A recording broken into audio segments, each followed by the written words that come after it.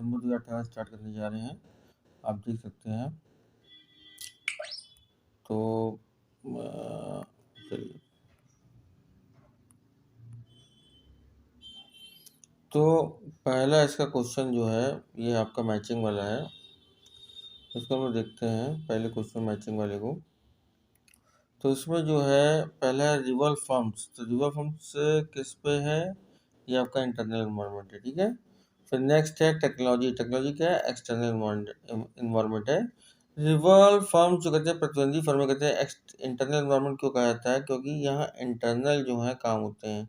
हर देश में प्रतिद्वंदी फर्में देश के अंदर ही होती हैं, और टेक्नोलॉजी जो होती है देश के बाहर से वर्क करती रहती है, आदान या प्रदान होता है, किसी देश से टेक्नोलॉजी आएगी, किसी देश से टेक्नोलॉजी आएगी। इम्प्रूविंग क्वालिटी क्या है, ग्लोबल एनवायरनमेंट कहता है, ग्लोबल एनवायरनमेंट।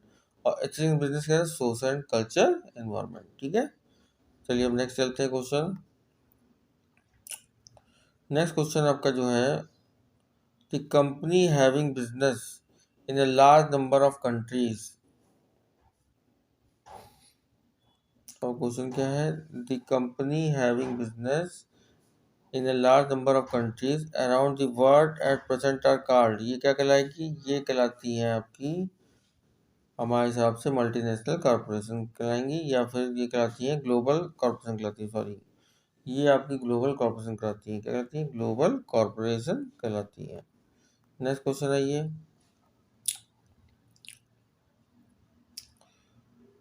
नेक्स्ट क्वेश्चन जो है आपका, the industrial policy 1956 has been prompted by which combination of the following development।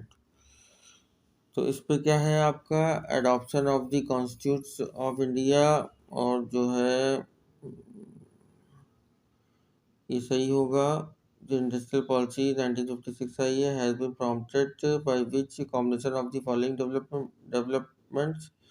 तो adoption of the constitution of India हो सकता है। दूसरा आपका जो है होगा इम्प्लीमेंशन ऑफ इकोनॉमिक प्लानिंग। तो इम्प्लीमेंशन ऑफ इकोनॉमिक प्लानिंग से आर्थिक आयोजन का क्रियान्वयन।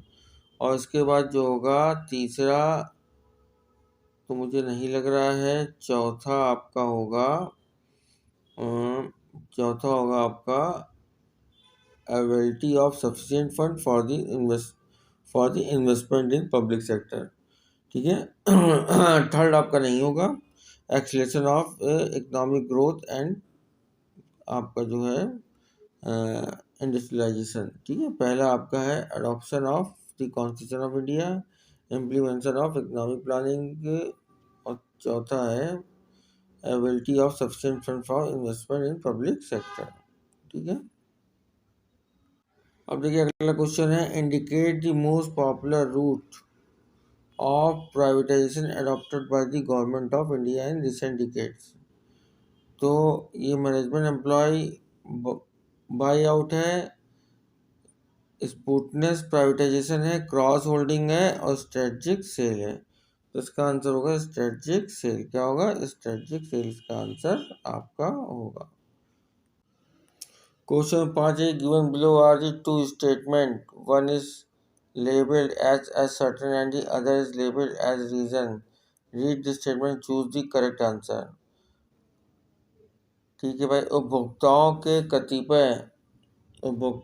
कतिपय व्यवहारों व्यवसाय पद्धतियों के विरुद्ध विधिक संरक्षण दी जाने की जरूरत है। Consumer need to be given legal protection against certain trade practice and business method. क्या लग रहा है, ये मुझे सही लग रहा है, ठीक है, तो सही है।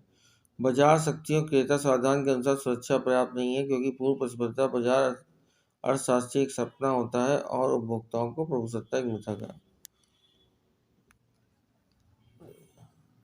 नेक्स्ट पे जाते हैं हम लोग, नेक्स्ट पे बात करते हैं, क्वेश्चन नंबर नेक्स्ट देखते हैं। Given below are two statement. तो given below are two statement क्या है, आपके उपभोक्ताओं के कतिपय व्यवहारों व्यवसाय पद्धतियों के विरुद्ध विधिक संरक्षण दिए जाने की जरूरत है। सही है भाई, सही है। बाजार शक्तियों क्रेता सावधान के अनुसार सुरक्षा पर्याप्त नहीं है क्योंकि पूर्व प्रतिस्पर्धा बाजार अर्थशास्त्रियों का एक सपना होता है और उपभोक्ताओं की भविष्यता शिक्षा होती है। ये दोनों सही है, लेकिन आर एक ही व्याख्या नहीं कर रहा है। इसका आंसर डी होगा। ठीक है। अब अगला क्वेश्चन है, for the following two statement regarding infrastructure service in the country choose the correct code of the statement being correct और इनकरेक्ट। तो most infrastructure services are provided by public monopolies which generally suffer with several problems like lack of accountability, low productivity, poor financial performance and over employment। ठीक है भाई, ये सही लग रहा है तो सही का टिक लगा दीजिए। नहीं, ये गलत है आपका, क्योंकि अधिकांश most infrastructure service are provide by public monopolies कह रहा है, तो मोनोपॉलीज के हिसाब से गलत है भाई। ये इतनी अकाउंटेबिलिटी नहीं है। ठीक है। Second, there is need not to induce more private sector invest.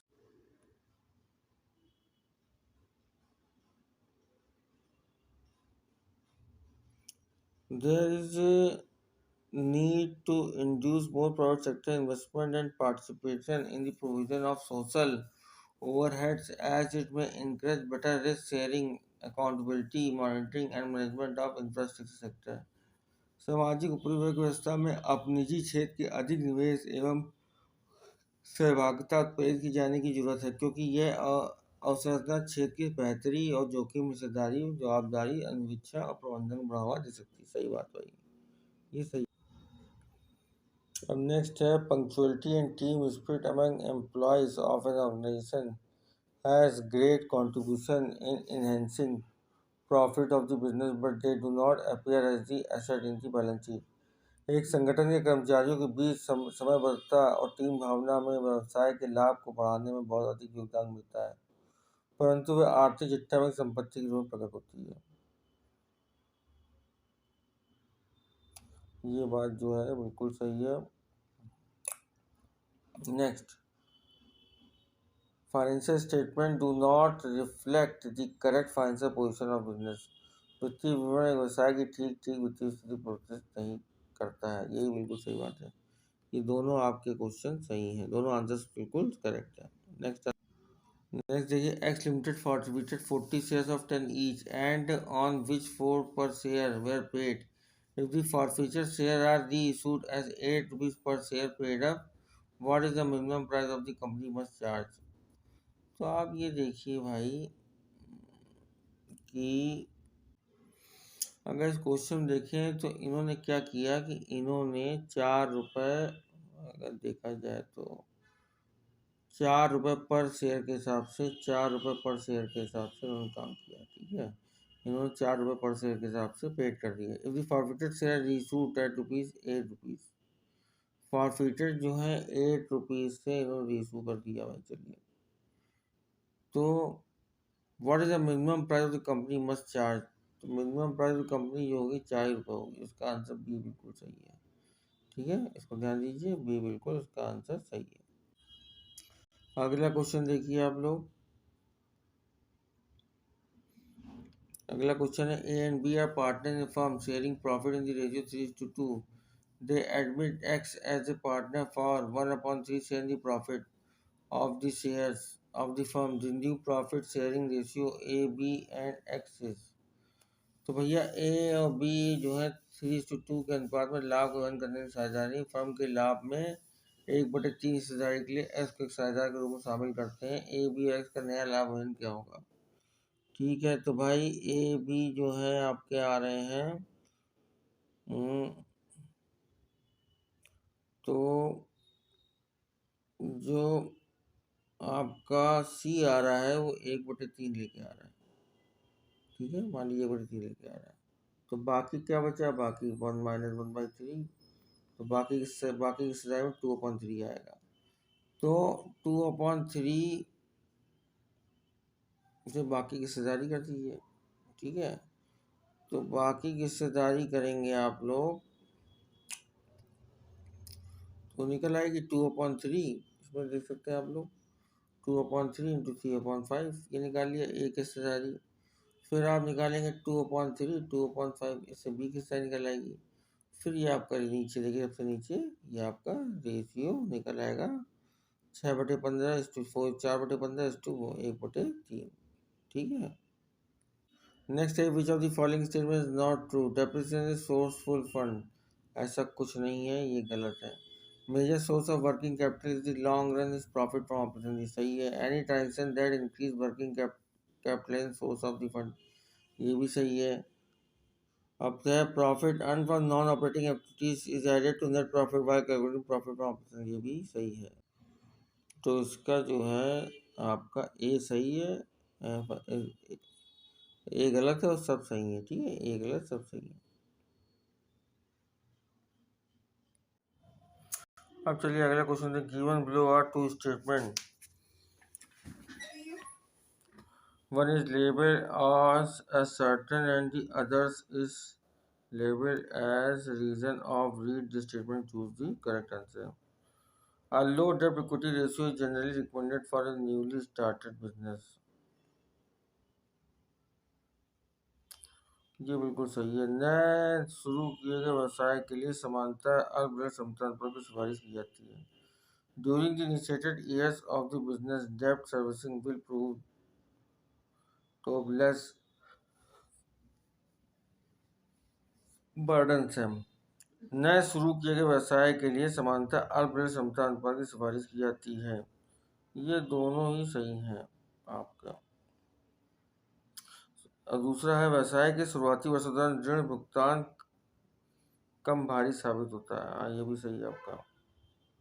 ठीक है, ये भी आपका बिल्कुल। अब अगला क्वेश्चन आते हैं, ये देखिए विच of the following statement is not true.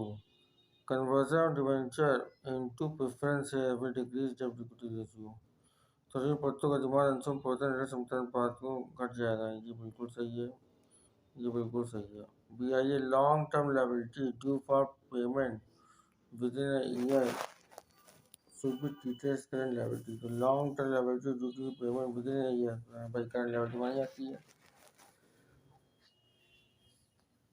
अगर एक साल के अंदर लोन आप जो है पेमेंट करने जाएंगे तो लायबिलिटी बन जाएगी। Higher operating ratio indicate higher profit, उच्चतर परिचालन अनुपात उच्चतर लाभों को सूचक होता है, ये गलत है, ये गलत है आपका। ठीक है, cost of sales is better numerator than sales while calculated stock reward, रहती आवक की गणना करते समय विक्रय की लागत विक्रय की तुलना में बेहतर काम होता है।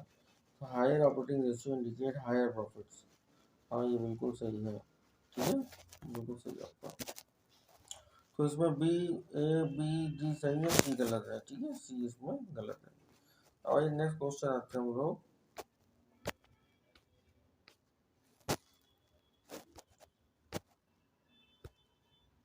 नेक्स्ट क्वेश्चन देखिए a company proposed to introduce a new product in the market. The company want to maintain PV ratio at 25% if the variable cost of the product is 300, what will be the selling price। तो इसका जो है एक आपका formula होता है PV ratio equal to sales minus variable cost upon sales into 100।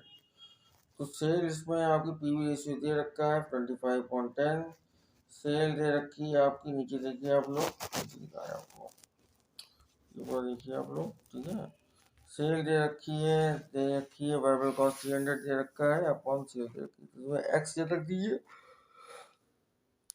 आपका answer निकल आएगा। ठीक है,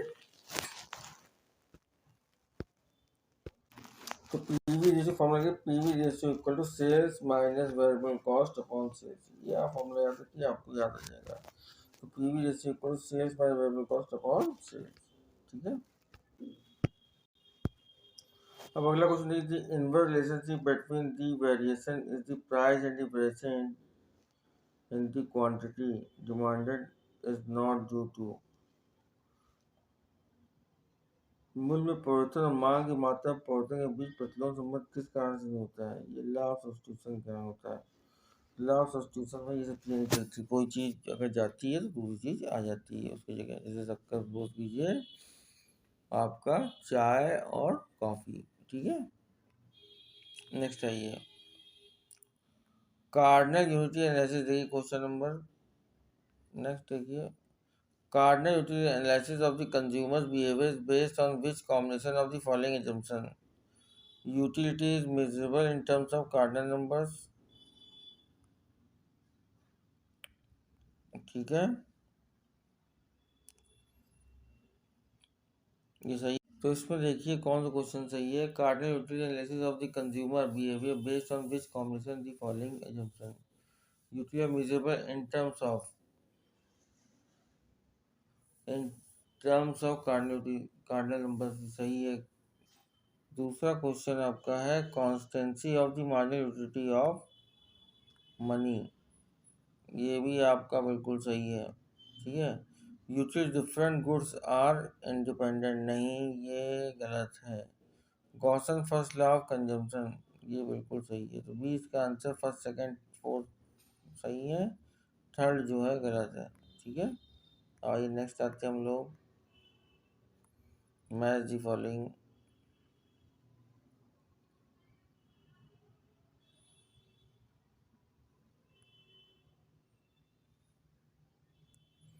income elasticity less than unity, इसका आंसर थर्ड होगा, बिल्कुल सही आंसर थर्ड। सुपीरियर गुड्स जो होती है शेष वस्तु होती है। ठीक है, सुपीरियर गुड्स, तो income elasticity less than unity superior goods. Cross elasticity less than unity, ये cross elasticity less than unity जो होगी ये आपका आएगा कम्पटीटिव गुड्स। ये क्या आएगा, ये आएगा आपका कम्पटीटिव गुड्स। तो cross less than unity competitive goods आएगा। ठीक है, cross elasticity less than zero, ये आएगा आपका complementary goods. Income elasticity less than zero, ये आएगा income elasticity less than zero, ये आएगा इन्फीरियर गुड्स। इसको ध्यान रखिए, बहुत इंपॉर्टेंट क्वेश्चन है। Income elasticity less than unity क्या कहलाएगा, सुपीरियर गुड्स कहलाएगा। Cross elasticity less than unity क्या कहलाएगा, कॉम्पिटिटिव गुड्स कहलाएगा। सी से क्रॉस इलास्टिसिटी, सी से कॉम्पिटिटिव, और लेस देन यूनिटी हो गया आपका competitive goods. Cross elasticity less than zero, ये क्या कहलाएगा, ये आपका कहलाएगा कॉम्प्लीमेंट्री गुड्स। तो कॉम्पिटिटिव गुड्स और कॉम्प्लीमेंट्री क्रॉस इलास्टिसिटी में आते हैं। Income elasticity less than zero, ये कहलाएगा आपका इंफीरियर गुड्स, क्योंकि ये इनकम इलास्टिसिटी अगर लेस देन यूनिटी है सुपीरियर गुड्स, इनकम इलास्टिसिटी जो है आपका अगर लेस देन जीरो है तो इंफीरियर गुड्स। ठीक है,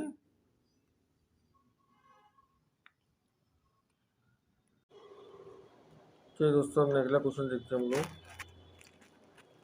the monopoly involves as social cost mainly due to its emphasis on which one of the following, ये आपका क्वेश्चन है। ठीक है, the monopoly involves a social cost mainly due to its emphasis on which one of the following। एकाधिकार में मुख्यतः निम्नलिखित में किस पर जोर दिए जाने की वजह से सामाजिक लागत अंतर्ग्रस्त होती है। Earning net profit in all possible situation, lower output at higher cost in a normal profit situation, समान लाभ परिस्थितियों में उच्चतर लागत के निम्नतम उत्पादन। तो समान लाभ परिसंपत्ति उच्चतर लागत पर निरंतर उत्पादन, ये हो सकता है। 20 का सही आंसर लग रहा है। नेक्स्ट देखते हैं, क्रेताओं की भिन्न भिन्न श्रेणियों में उस वस्तु के लिए भिन्न भिन्न मूल्य होना, ये नहीं होता है। बाजार में अन्य फर्मों के प्रवेश को रोकने प्रयत्न करना, ये भी नहीं होता है। तो एकाधिकार पर समय समान लाभ में उच्चतर लागत निरंतर उत्पादन पर जोर दिया जाता है, जिसके कारण सामाजिक लागत की समानता रहती है। ठीक है, cost plus pricing is considered appropriate for which combination of the following: product tailoring, public utility pricing और monopoly pricing। सी सी इसका आंसर सही लग रहा है। तो प्रोडक्ट ट्रेलिंग है, तो cost plus pricing consider appropriate which combining of the following. तो मुझे मेरे हिसाब से इसका सही लग रहा है आपका प्रोडक्ट ट्रेलिंग। ठीक है, तो प्रोडक्ट ट्रेलिंग आपका। नेक्स्ट है प्रोडक्ट यूटिलिटी प्राइसिंग और मोनोपोली प्राइसिंग। ठीक है, नेक्स्ट क्वेश्चन आइए। is a perpendicular on x-axis from the point of intersection of both less than and more than frequency curve is drawn in। तो ये आपका median पे होता है, ध्यान रखिए। बहुत से लोग मोड करते हैं मीडियन, देखिए रोगिस दो प्रकार होते हैं, लेस देन होता है और एक आपका मोर देन होता है। चलिए अगला क्वेश्चन देखते हैं। Choose the correct code for the following statement being correct is और incorrect. If the value of B2 mu4 HD4 of a distribution gives the value more than 3, its curve is platycotis। ठीक है, यदि किसी button में B2 यानी mu2 और mu4 का मान 3 से अधिक हो तो उसके वक्त चपेट शीर्ष वाले होते हैं।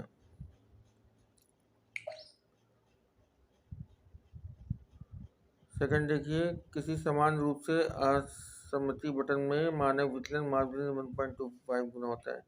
यदि मॉडरेटली एसिमेट्रिक डिस्ट्रीब्यूशन स्टैंड हो जाए 1.25 मिलीमीटर, ये सही है आपका। ठीक है, ये आपका पहला स्टेटमेंट जो है, पहला स्टेटमेंट गलत है, सेकंड स्टेटमेंट आपका बिल्कुल सही है। तो ये कहा गया in a moderately asymmetric distribution the standard distribution is 1.25 times of the mean distribution. Next आइए,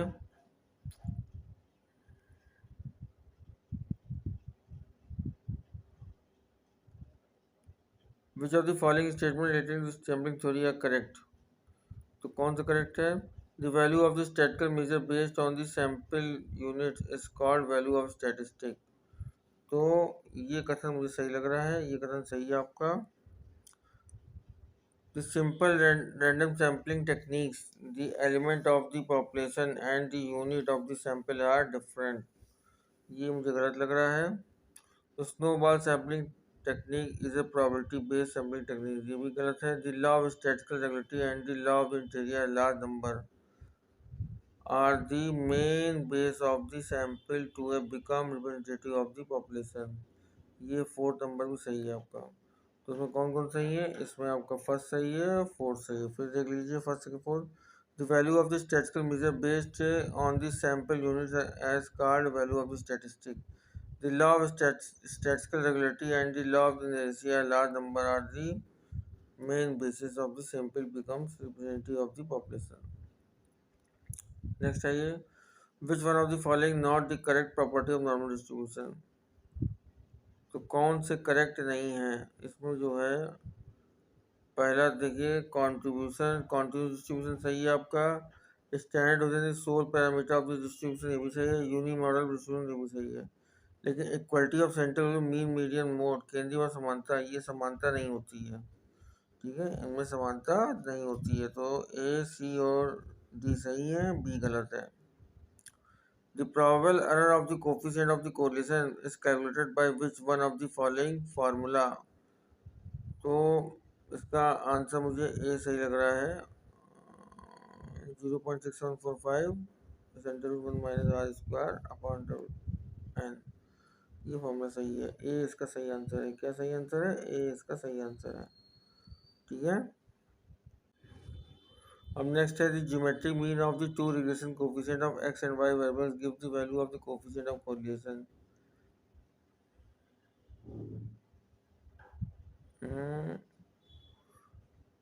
ये मुझे जो है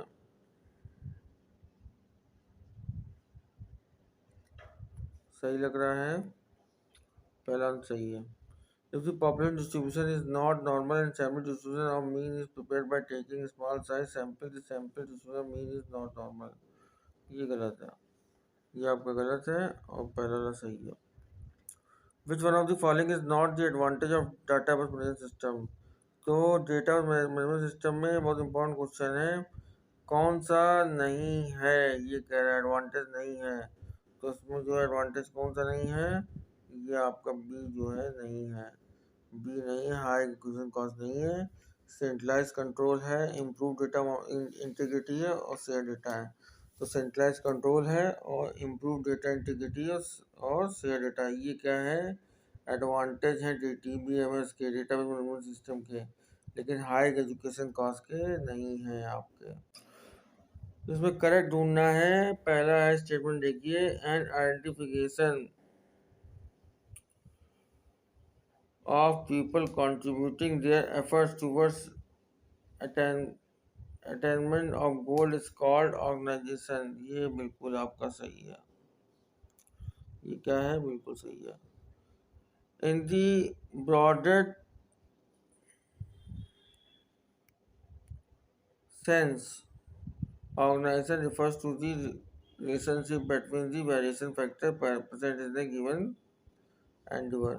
ये भी आपका सही है। Match of the following theories, next 30 question देखिए। Match of the following theory, match of the following theory में देखिए हम बता दें पहले, डॉक्टर विलियम औची जो हैं, विलियम औची क्या है, इन्होंने जेट सिद्धांत दिया, ठीक है। डगलस मैकरन क्या दिया, डगलस मैकरन दिया एक्स सिद्धांत। फ्रेडरिक हर्बर्ट क्या दिया, अरोग सिद्धांत। और एयर मसलन क्या, आवश्यकता क्रमबद्ध सिद्धांत जिसे कहते हैं हम लोग इंग्लिश में नीट हेरेची थ्योरी, और फ्रेडरिक हर्बर्ट में हाइजीन थ्योरी। तो डॉक्टर विलियम ऑचिन क्या दिया, जेट सिद्धांत दिया। डगलस मैकरन ने क्या दिया, एक्स सिद्धांत दिया। डगलस मैकरन ने क्या दिया, एक्स सिद्धांत दिया। फ्रेडरिक हर्बर्ट ने दिया हाइजीन थ्योरी, और एयर मसलन दिया नीट हायरार्की थ्योरी। तो डॉक्टर विलियम ऑची क्या है, जेट सिद्धांत है। डगलस मैकरन क्या है, आपके एक्स सिद्धांत है। फ्रेडरिक हर्बर्ट ने क्या दिया, फ्रेडरिक हर्बर्ट ने दिया हाइजीन थ्योरी। हर्बर्ट है तो हाइजीन थ्योरी देंगे। एयर मसलो है तो ये देंगे need hierarchy theory. Need hierarchy theory, need hierarchy theory से कहते हैं आवश्यकता क्रमबद्ध सिद्धांत। Arrange the following stages of the staffing in correct sequence and identify the code of the correct sequence। तो पहले आपका क्या होगा, पहले रिक्रूटमेंट होगा, फिर सिलेक्शन होगा, फिर आपका इंडक्शन ओरिएशन होगा, फिर आपका जो होगा परफॉर्मेंस अप्रेजल होगा, फिर आपका ट्रांसफ़र होगा, ठीक है। तो पहले क्या होगा, पहले आपका होगा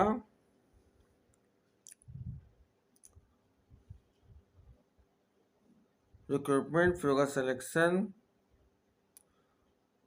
फिर होगा आपका इंडक्शन एंड ओरिएशन, फिर होगा परफॉर्मेंस अप्रेजल, फिर होगा ट्रांसफ़र। ये क्वेश्चन देखिए आप लोग, ये टेक्नोलॉजिकल चेंजेस एंड स्किल, देखिए कौन सही कथन सही है। Technological changes and skill requirement have been made a subject of investigation is an organisation, बिल्कुल सही है आपका। दूसरा है the neoclassical economic theory stated that technological changes require a broader variety of skill, higher average skill from the worker, ये भी सही है। तो ये दोनों कथन आपके बिल्कुल सही हैं, क्योंकि दोनों चीज़ें सही बातें कर रहे हैं आपकी, ठीक है।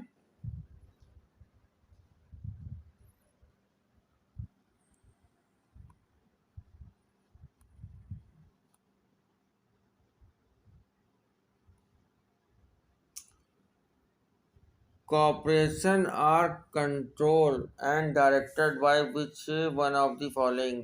Corporate ethics, corporate codes और corporate governance। तो corporation control director which one of the following, corporate governance द्वारा ही कंट्रोल किया जाता है। तो बिल्कुल सही है, कॉर्पोरेट गवर्नेंस द्वारा बिल्कुल किया जाता है, ठीक है। ये बिल्कुल सही है, सी इसका आंसर बिल्कुल आपका सही है।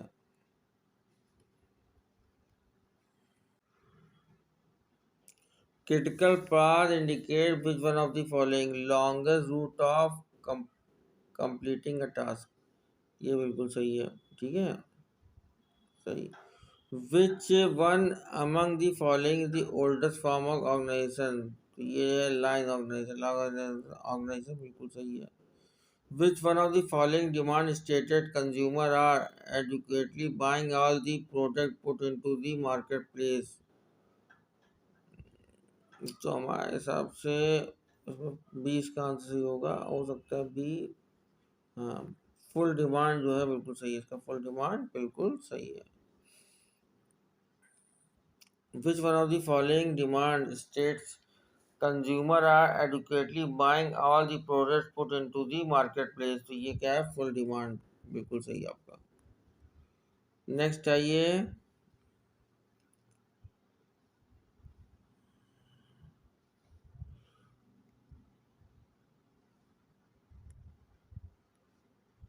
Which one of the following is not true for introducing multiple brands in a category? तो मल्टीपल ब्रांड कैटेगरी में कौन सा सत्य नहीं है? Increasing self presence and retailer dependent in the store, store में सेल्फ उपस्थिति खुदरा विक्रेता की निर्भरता बढ़ाना। ये तो भाई सही लग रहा मुझे, ठीक है सही। Attracting consumer seeking variety who may otherwise have switches to another brand, विविधता ढूंढना उपभोक्ता को आकर्षित करना अन्यथा जो कि दूसरे ब्रांड चले जाते हैं, बिल्कुल सही है। Decreasing internal competition with in the firm, ये गलत है। कहीं भी ब्रांड से कंपटीशन डिक्रीज नहीं होगा और बढ़ेगा। Yielding economic of scale in advertising sales merchandising and physical distribution, विज्ञापन बिक्री सौदा और भौतिक वितरण में पैमाने की मूर्खता का अर्जन करना, सही है, बिल्कुल सही।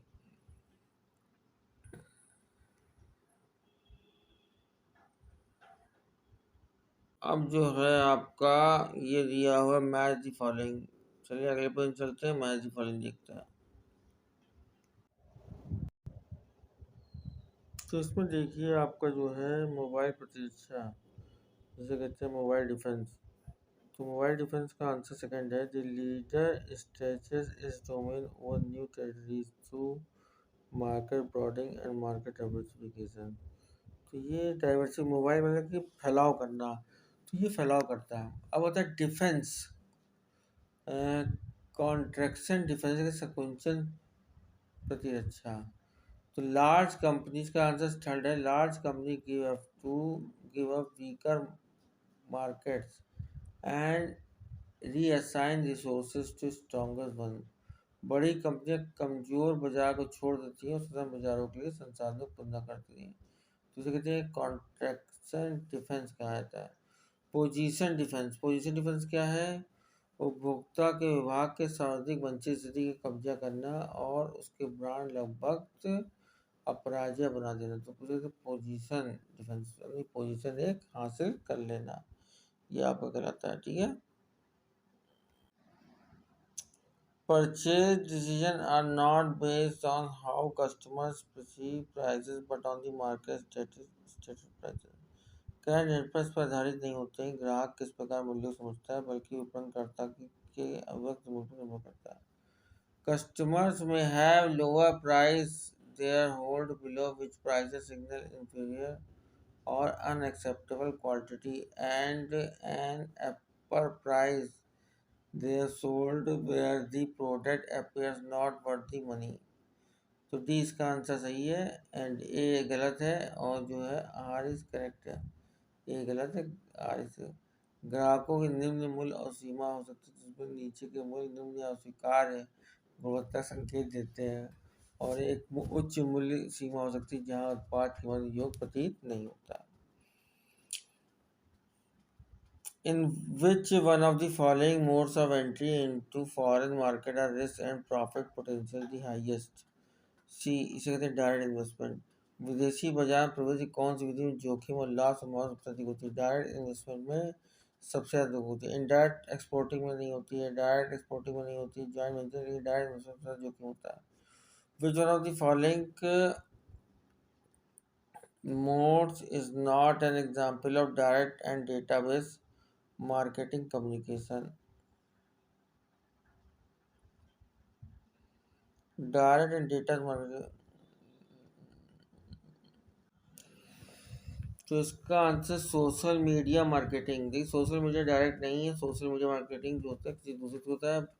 कैटलॉग आप खुद देते हैं, मेलिंग आप खुद करते हैं, टेली मार्केटिंग आप खुद करते हैं, लेकिन सोशल मीडिया मार्केटिंग इसके अंतर्गत नहीं आता है, ठीक है। To examine whether the company is pursuing its best opportunities with respect to market products and channels in the purpose of which one of the following types of marketing control, इसे कहते हैं स्ट्रेटजिक कंट्रोल। यह परीक्षा करने क्या कंपनियां बाजारों, उत्पादों और चैनलों के संबंध में अपने बेहतरीन अवसरों के अनुसार कार्य करें, जिनके किस प्रकार का बाजार नियंत्रण का उद्देश्य है, इसे कहते हैं स्ट्रेटजिक कंट्रोल का।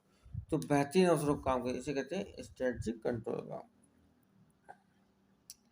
कंबाइंड लीवरेज, नेक्स्ट क्वेश्चन देखिए, नेक्स्ट क्वेश्चन आपका ये है, ठीक है, ये combined leverage can be used to measure the relationship between EBIT and EPS sales and EPS sales and EBIT sales and EPS संबंधित है। कंबाइंड लीवरेज क्या कहलाता है? Operating leverage into financial leverage. क्या कहलाता है? ऑपरेटिंग लीवरेज, ये देखिए, या हम लोग कह सकते हैं इसको, देखिए आप, ये दिया हुआ है operating leverage into financial leverage. Operating leverage का फॉर्मूला हमेशा ध्यान रखिए, सेल्स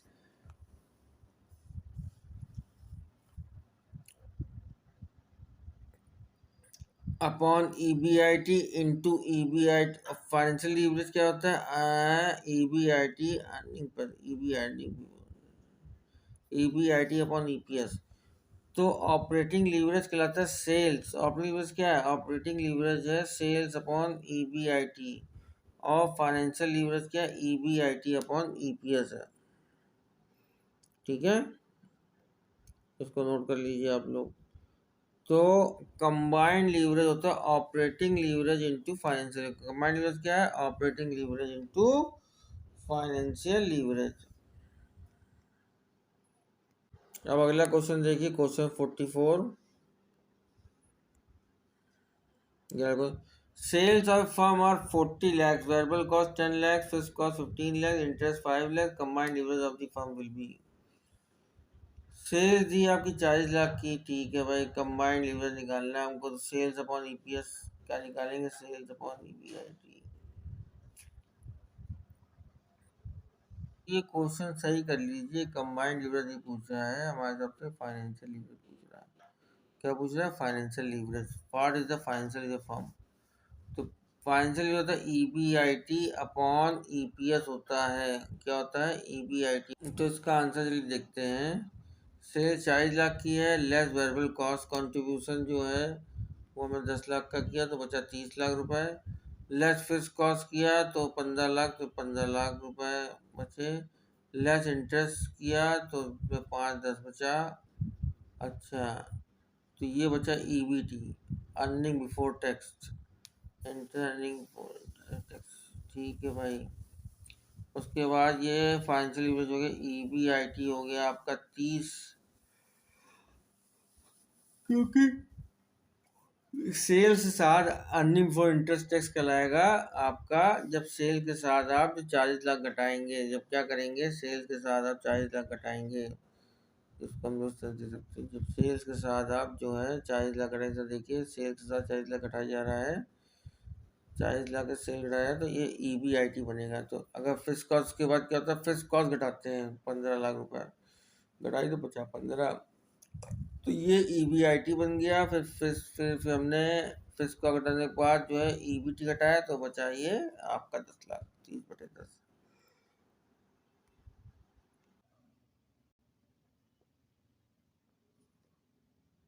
अब अगला क्वेश्चन देखिए, a firm has inventory turnover of 3 and cost of goods sold is 2,70,000 with better inventory management, the inventory turnover is increased to ₹5. This would result in,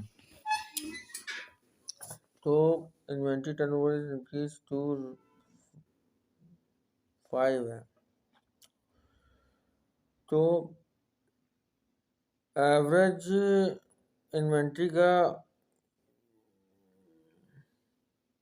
formula होता है आपका कॉस्ट ऑफ गुड्स सोल्ड। तो cost of goods sold दिया हुआ है 2,70,000, और stock turnover ratio जो दे रखा है वो 3 दे रखा है। तो पहला का 90,000, अब ये बढ़ के 5 हो गया, देखिए इधर देखिए उसका, अब ये बढ़ के 5 हो गया, तो 2,70,005 से तो आ गया 54,000। 90,000 और 54,000 में हम लेस करें 36,000 की कमी होगी, तो हम क्या करेंगे? 36,000 की कमी होगी। तो 45, which of the following source of the finance has an implied cost of capital? तो इसका आंसर होगा रिटेन अर्निंग। रिटेन अर्निंग इसका आंसर आपका पहले क्वेश्चन का होगा, ठीक है। Which of the following variable is not known as internal rate of return method of capital busting? Amount of cash inflow ये हो सकता है, लाइफ ऑफ द प्रोजेक्ट हो सकता है, amount of the cash outflow हो सकता है, डिस्काउंट रेट नहीं होगा। तो internal rate of return method of the capital budgeting में डिस्काउंट रेट नहीं होगा और सारे मेथड होंगे। तो अमाउंट ऑफ कैश इनफ्लो होगा, लाइफ ऑफ द प्रोजेक्ट होगा, amount of the cash outflow होगा, लेकिन डिस्काउंट रेट नहीं होगा।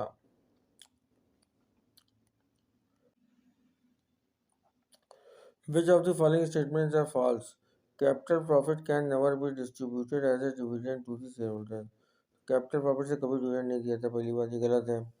Dividend are paid of the profit and therefore do not affect the liquidity position of the firm. क्यों डालेगी liquidity position of the firm? भाई liquidity position of the firm डालेगा क्योंकि भैया डिविडेंड दोगे तो लिक्विड कम होगा कंपनी का। Every company should follow the policy of low dividend payment, ऐसा कुछ नहीं है। कोई हाई देता है, कोई लो देता है, कोई देता ही नहीं है। Walter model suggests that the dividend payment does not affect the market price of the shares. नहीं, वॉल्टर मॉडल ऐसा कुछ नहीं कहता है कि भैया डिविडेंड अगर पेमेंट करेंगे तो इफेक्ट मार्केट प्राइस पे नहीं पड़ेगा, मार्केट प्राइस पे इफेक्ट आपका पड़ेगा। तो ये सारे क्वेश्चन सारे आंसर से गलत हैं, ठीक है। तो इसका आंसर बी होगा, जो सारे गलत बता रहा है। Which of the following is not method of the preparation of cash budgeting? तो इसमें कौन से मेथड जो नहीं है जो कैश बजटिंग मेथड में नहीं आते हैं? तो इसमें कैश साइकिल मेथड जो है, कैश साइकिल मेथड नहीं आता और सब आते हैं। तो प्रोफार्मा बैलेंस शीट मेथड भी आता है, एडजस्टेड नेट इनकम मेथड भी आता है, रिसिप्ट एंड पेमेंट मेथड भी आता है। तो प्रोफार्मा बैलेंस शीट मेथड भी आता है, एडजस्टेड नेट इनकम मेथड भी आता है और रिसिप्ट एंड पेमेंट मेथड भी आपका आता है। अब इसका मिलान कीजिए, क्वेश्चन नंबर देखिए 50। मिलान कैसे करें? Focus of attention of intervention, स्टेपों के लिए ध्यान के केंद्र बिंदु। तो इसका आंसर पहला सही है, बी का देखिए, बी पार्ट हम लोग पहले देख रहे हैं, बी का देखिए आप लोग। तो wide ranging culture structure and personal strategies, तो फोकस अटेंशन एंड इंटरवेंशन, स्टेपों के लिए ध्यान के केंद्र बिंदु। तो wide ranging culture structure and personal strategies, ठीक है। बिहेवियर डिफरेंट, इसका आंसर फोर्थ है। तो फोर्थ तो कॉन्फ्लिक्ट, इसका आंसर फोर्थ था फर्स्ट वाले का। बिहेवियर जो है, बिहेवियर का आंसर था वैल्यू और मिशन, ठीक है। इसका आंसर फोर्थ था। अब है कॉन्फ्लिक्ट लैंडिंग, कॉन्फ्लिक्ट लैंडिंग का आंसर क्या था? कॉन्फ्लिक्ट लैंडिंग का आंसर था एटमॉस्फेयर एंड कल्चर को संभालना, इसका आंसर सेकंड था, पीछे देख लीजिएगा। तो कॉन्फ्लिक्ट लैंडिंग का एटमॉस्फेयर एंड कल्चर था। जॉब कैटेगरीज, तो जॉब कैटेगरीज का आंसर फ्यू है, फ्यू, कुछ जॉब कैटेगरी का आंसर क्यों, कुछ हम कह सकते हैं, जॉब कैटेगरी का आंसर कुछ है। Which of the following is item is not a part of job specification? Location जो जिसमें हमारे हिसाब से लोकेशन जो है इसका आंसर नहीं है। Is not a job specification, तो इसका आंसर आपका लोकेशन नहीं है। इनिशिएटिव होगा, जजमेंट होगा, इमोशनल कैरेक्टरिस्टिक्स होगा। Match of the following list first with the item list second, choose the correct answer from the code given below. Structured, unstructured, mixed, behaviour. तो structure का answer जो होगा आपका, इसका आंसर देखते हैं, थर्ड होगा। Useful for valid result specially when dealing with the large number of applications, ठीक है भैया। मिक्स का आंसर क्या होगा, सॉरी अनस्ट्रक्चर क्या होगा? अनस्ट्रक्चर का आंसर फोर्थ होगा। Useful when the interviewer tries to probe personal details of the candidate to analyze why they are not fit the job। तो उन परिस्थितियों का उपयोग जब साक्षात्कार करता है, इस बात का विश्लेषण करता है कि उम्मीदवार निजी ब्यौरा पड़ताल करने की कोशिश करता है क्यों वे कार्य के लिए उपयुक्त नहीं है। अब आता है मिक्स्ड। मिक्स का आंसर क्या होगा? मिक्स का आंसर होगा आपका, फर्स्ट आंसर होगा, a realistic approach that yields comparable answer plus in depth insight. मिस का आंसर ये होगा। और बिहेवियर का आंसर क्या होगा? Useful to understand application reasoning and analytical abilities under model stress. फिर आइए देखते हैं स्ट्रक्चर। स्ट्रक्चर का आंसर फोर्थ होगा, यूजफुल थर्ड होगा, sorry, useful for valid result specially when dealing with large number of application. जैसे स्ट्रक्चर का unstructured क्या होगा? Useful when the interview tries to probe personal details of the candidate to analyse when they are not fit the job, fourth होगा। Mix का answer क्या होगा? Mix का answer होगा आपका हमारे हिसाब से, मिक्स का आंसर होगा first, a realistic approach that yield comparable answer plus in-depth insight। Behaviour का आंसर क्या होगा? यूजफुल टू सेकंड होगा, useful to understand application reasoning and analytical abilities under model stress, under model stress. ठीक है, अब चलिए अगले पेज में आते हैं। अगला देखते हैं, according to Donald Kristaparik, training program can be evaluated at 4 levels. Indicate the code of correct sequence from the following। इसका आंसर पहला जो होगा रिएक्शन, दूसरा होगा आपका लर्निंग, तीसरा होगा आपका बिहेवियर, चौथा होगा result. Reaction, learning, behaviour, result. ठीक है, क्लेम। अब 54 मैच द फॉलोइंग।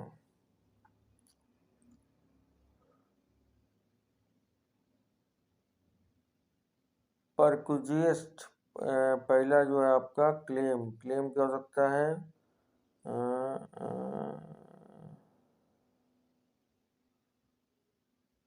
क्लेम आप कर सकते हो, इसमें जो आंसर होगा क्लेम का होगा आंसर नंबर आपका सेकंड होगा, टेलीफोन मोबाइल अलाउंसेस। ये आंसर होगा telephone mobile allowances, internet allowances और मेडिकल अलाउंसेस। ठीक है, फिर आएगा आपका फ्रिज बेनिफिट। फ्रिज बेनिफिट इसे कहते हैं fringe benefit, sorry, fringe benefits का आंसर होगा आपका third, canteen uniform accident relief. Perquisite का होगा, परक्यूजिस्ट का आंसर होगा company car, club membership, paid holidays, furnish house. ठीक है, एवरी यून नंबर 55 क्वेश्चन देखिए। एवरी यून benefit when the focus is on common interest and promotion of harmony is the underlying which one of the following approaches to industrial relations? Unilateral approaches, pluralistic approaches, Marxist approaches, human relation approaches। तो इसका answer होगा unilateral approaches। Having known benefit when the focus of an common interest and promotion of harmony in the underlying which one of the following approaches to industrial relation। जब ध्यान सर्वनिष्ठ हित और सद्भाव के भाव बढ़ावा देने के केंद्रित होता है तो हर किसी को फायदा होता है। औद्योगिक संबंधों के प्रति निम्नलिखित में किस दृष्टिकोण से निर्वाहित पूर्वाधारण तो कहते हैं अप्रोचेस। अब देखिए 56 क्वेश्चन, करेक्ट कोड्स कौन से हैं, करेक्ट आंसर कौन सा है। चलिए 56 देखते हैं हम लोग। 1000 employees die every day in factory due to accident, ये कथन बिल्कुल सही है। To make the accident free plant as to cost and decrease productivity, ये आंसर आपका गलत है। सी इसका आंसर सही है। ठीक है, फर्स्ट सही है, सेकंड गलत है। Which one of the following is not the fund based business of commercial bank? Over, तो कमर्शियल बैंक क्या है? Overdraft facility, issuance of letters of credit, acceptance of deposit, RTGS. तो issues of letters of credit इसका answer नहीं होगा और सारे answer होंगे। ठीक है, which one of the following the fund based business of commercial bank, इसका आंसर बी गलत है और सब होंगे। अब next question, match the following. NPA कहते हैं नॉन परफॉर्मिंग एसेट, तो एनपीए जो है नॉन परफॉर्मिंग एसेट जो है इसका होगा loan advances not paid more than 90 days, इसका आंसर थर्ड सही होगा। एनपीए नॉन परफॉर्मिंग जहाँ पे आपका एसेट परफॉर्मिंग नहीं करता। एसएलआर, ये बहुत इंपॉर्टेंट क्वेश्चन है। SLR, the percentage of net demand at time liabilities to be kept in the form of liquid asset, the percentage of net demand at time liabilities to be kept in the form of liquid asset। Repo rate का answer होगा the rate at the RBI lends money to commercial bank, repo rate. CRR क्या कहलाता है? CRR देखिए first इसका answer है the percentage of deposit to be kept with the RBI in the form of cash. तो CRR जो है percentage deposit to be kept, CRR जो डिपॉजिट के बारे में बात करता है। और रेपो रेट ध्यान रखिए, रेपो रेट जो होता है rate at which RBI lends money to commercial bank. ठीक है। एसएलआर क्या होता है? एसएलआर जो होता है the percentage of net demand and time liability to be kept in the form liquid asset. बहुत ही इंपॉर्टेंट क्वेश्चन को बहुत ध्यान दीजिएगा। ठीक है। अब नेक्स्ट क्वेश्चन 59 है स्कीमिंग। देखिए क्वेश्चन देखिए 59 स्कीमिंग। स्कीमिंग क्या होता है? स्कीमिंग जो होता है एक हमारे हिसाब से एक आपका घपला टाइप का होता है।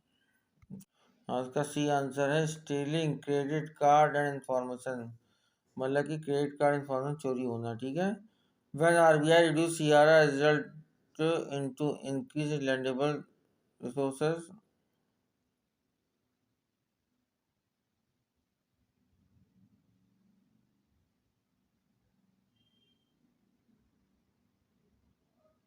Increase in lendable resources, CRR SRR के बाद इंक्रीज इन लैंडेबल रिसोर्सेज का काम होता है। Banking ombudsman scheme was introduced by RBI with effect from, ये 1995 से अफेक्ट हुई है, 1995 से आपका अफेक्ट हुई है। ठीक है। Bank are required to classify non performing asset, substandard asset, doubtful asset and loss asset, standard asset, substandard, doubtful asset, bad debt, doubtful asset, bad debt and loss asset।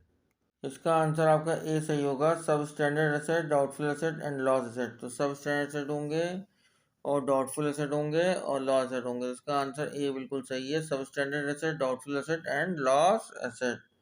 ठीक है। Which one of the following is not the function of the Reserve Bank of India? Issue of bank notes, custom of issue of bank note, custodian of cash of commercial bank, accepting deposit and advancing loan to public. C इसका answer गलत है। कोई भी accepting deposit नहीं करता RBI और ना ही से बैंक को संबंध रखता है। पब्लिक से कोई संबंध इसका नहीं होता कि उनका लोन दे या उनसे कैश ले। कंट्रोल ऑफ क्रेडिट, सी इसका आंसर गलत है, ए बी और डी जो है सही आंसर है। ठीक है। नेक्स्ट आइए। The theory suggesting that the patterns of international trade, the theory suggesting that the pattern of the international trade are determined by the factor endowment rather than the productivity was propounded by which one of the following? Heckscher and Bertil Ohlin इसका answer है, Heckscher and Bertil oleum. ठीक है। निम्नलिखित में कौन सिद्धांत प्रतिपादक है? तो इसका आंसर है हैक्सियर एंड बेर्लिन ओलियम। निम्नलिखित में इस कौन सा सिद्धांत प्रतिपादक है जिसमें कहा जाता है कि अंतर्राष्ट्रीय व्यापार की अवरचना का निर्धारण बंदोबस्त कारक से नहीं बल्कि उत्पादकता कारक से होगा? तो बंदोबस्त कारक से उत्पादकता, ये हैक्सियर ने कहा था। किसने कहा था? हैक्सियर ने इसको कहा था। अब आइए match of the following. Balance of trade, इसका आंसर फोर्थ होगा, value of export and import of a country. तो वैल्यू ऑफ एक्सपोर्ट में बैलेंस ऑफ करंट अकाउंट क्या होगा? Current account import and export of goods and services and unilateral transfer of goods and services, ये इसका answer होगा first है। Balance of transaction, इसका answer क्या होगा? बैलेंस ऑफ ट्रांजेक्शन का आंसर होगा all economic between a country. तीसरा आंसर होगा all economic between a countries residential residents and residents of the other country. ठीक है। ये इसका आंसर होगा, आप इसको देखिए। Number D capital account, capital account का होगा transaction leading to changes in the financial asset and liabilities of the country. Capital account क्या होगा? Transaction leading to changes in the financial asset and liabilities of the country.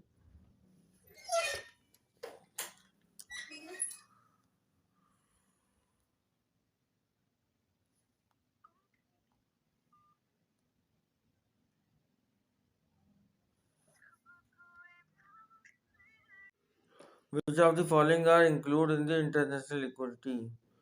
Foreign exchange reserve, borrowing capital.